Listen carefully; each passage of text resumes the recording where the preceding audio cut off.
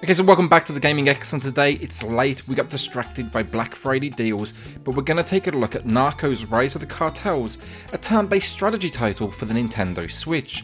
Now this one, if you didn't guess it, it's based around the Netflix show of the same name, its first season in fact. I'm going to be honest, I've never watched it myself, but it is incredibly popular. I keep meaning to, it just hasn't happened yet. This though, it should be a good test for this one. Is it made for those diehard fans of the show, or does it do enough to bring in an entirely new audience like myself? Hit subscribe, hit like, leave us a comment below with your thoughts, and let's get this thing started.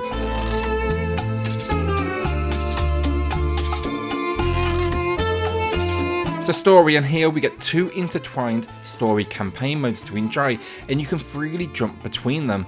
One sees you in the role of the DEA, and the other the Cartel. Now these campaign missions, they follow unfolding events and interactions taking place between the two factions, and you're going to see some minor story moments integrated between each mission. Giving us two unique campaigns, it's an interesting way to see both sides of the story, and I really do like that. From here, the story unfolds using a number of different graphical styles, which is really interesting, one being 3D modelled sequences, and the other is actually clips from the TV show itself. Now from my limited knowledge, seeing that the majority of the story events here are clips from the show, I'm gonna say it won't add too much for fans of the show who have already seen it already, but it is a fun way to revisit some of your favourite characters, I'm sure. When it comes to those of us that are new to Narcos though, it's extremely welcoming to those newer players, and it's finally made me add the show to my Netflix queue. Okay, so next up, graphics, and overall, I'm happy. First, let's start with story presentation and the inclusion of the actual footage from the show first of all.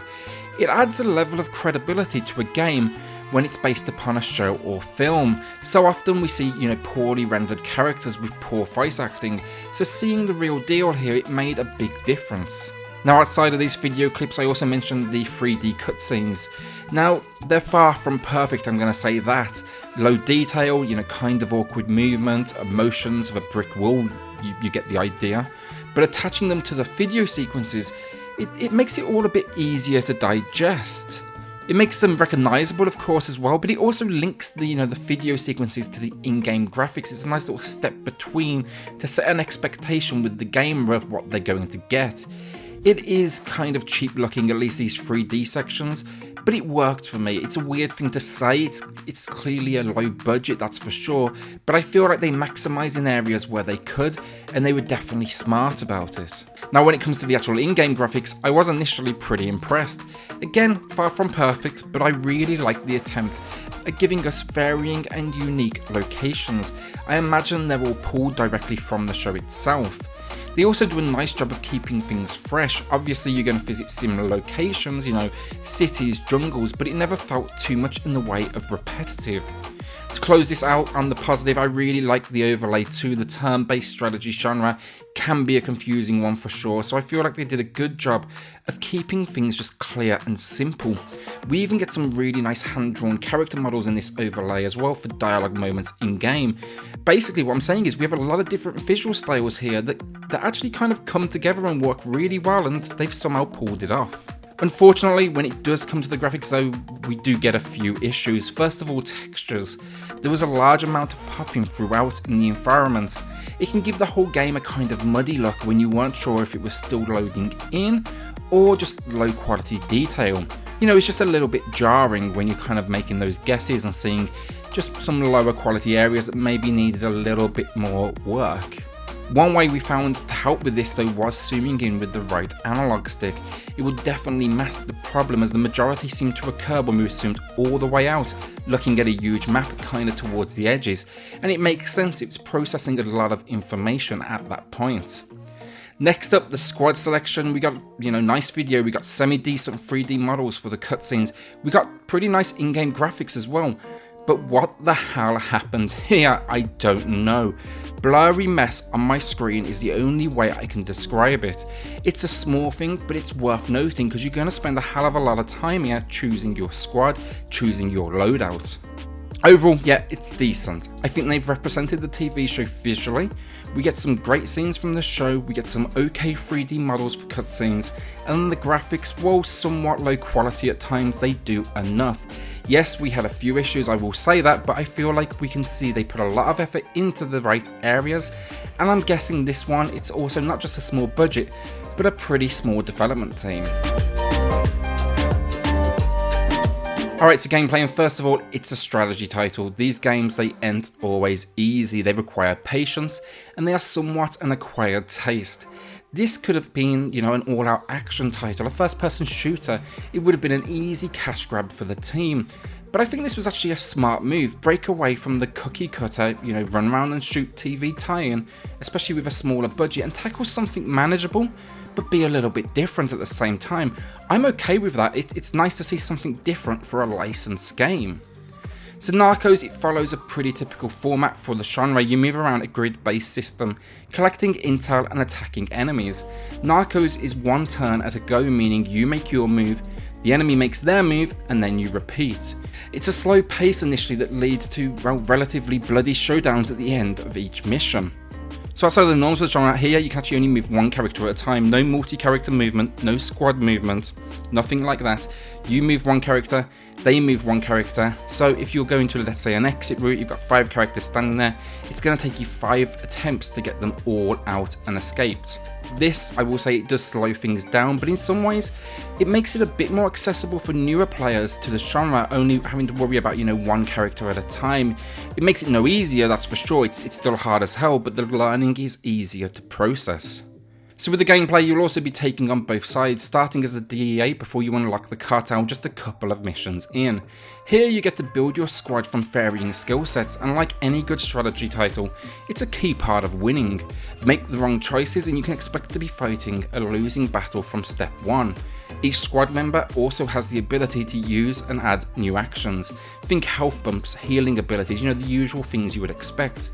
Now with that being said, leveling up is of course important, but be careful.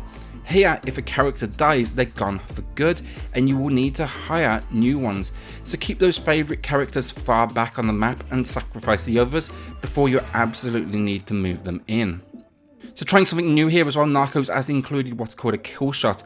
This is basically when an enemy is low on health, it's going to switch into a third person mode, and you can finish them off. The idea, it's okay, but the controls are absolutely awful during these moments, and it just happens so frequently, it just gets boring very quickly. It needed a little bit more development, a ton more polish, and probably a little less implementation so we don't need it on every single enemy encounter. Nice idea, but meh, it just wasn't for me. So for the large part, the core gameplay of Narcos is sound, it works, it ticks the expectation boxes for the genre, has some nice environments. The problem is, overall, it just all gets stale too quickly.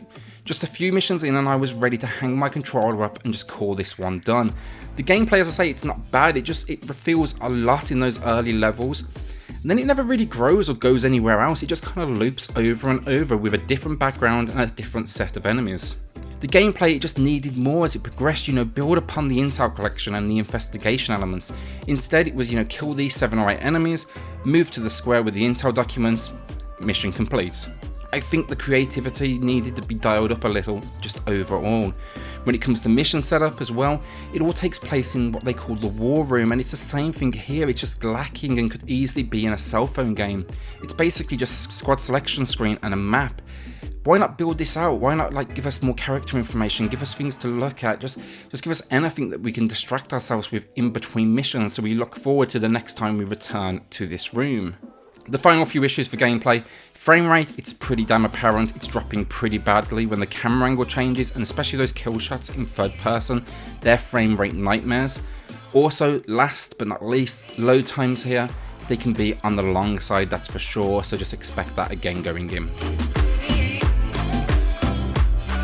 So last up, audio, and it's a great job here. It's also not difficult when you have a show to rip audio from. The music's largely taken from the TV show, from what I can tell. It's fantastic, I will say that. And then the dialogue, while repetitive in game, especially when you move a team member, they keep on acknowledging you in the same way over and over again, it's still acted to a relatively high quality. I just wanted more music, more in-game dialogue. It would cut down on the repetitiveness in both areas. Additionally, weirdly in-game, the weapon sounds, they were just a little weak in my opinion, and then the environmental sounds, they needed a little bit more work to bring these worlds to life. You know, you can expect some like low-level sounds, but I wanted a bit more dynamics in there. It all blends into one without any real impact on the location. You know, give me louder and quieter cars, give me enemy voices, give me louder and quieter bullets, whatever it may be. Just add some volume here, add some dynamics. There's a strong foundation in place, it's just a little extra polish could have made all the difference. So the final verdict, and I've got to say, while it's far from perfect, I've seen plenty of bad TV and movie cash grabs, which actually does this one a favour. It actually elevates it almost immediately. There's effort here, it's obvious, and I'm sure this was a huge opportunity for those involved. So respect for not just giving us another crappy game to steal our cash. Does it deserve the 30 to 40 price tag it's asking for? Probably not. I'd be more happy around, you know, the $20 mark. But overall, what you have here is a slightly above average game. Now, if I was playing this on PC, this score would be much lower. Honestly, there's just way too much competition out there. But on the Switch, it kind of falls into a relatively small niche on the console, and I can see fans of the turn-based strategy genre, and even those new beginners who maybe want to check it out, being relatively happy with this, especially as it's, you know, portable. Going one true to the genre though, this one, it's not easy. Expect to show some patience, expect to use your brain more than once, but getting to the end of each mission, it does provide a rewarding experience, and there's a level of satisfaction here few genres can match. Today I'm going to be giving Narcos Rise of the Cartels a respectable 6 out of 10. It is just slightly above average. I enjoyed my time with it, I wish it did more, but I also see a market that's going to be happy with it on the Switch system.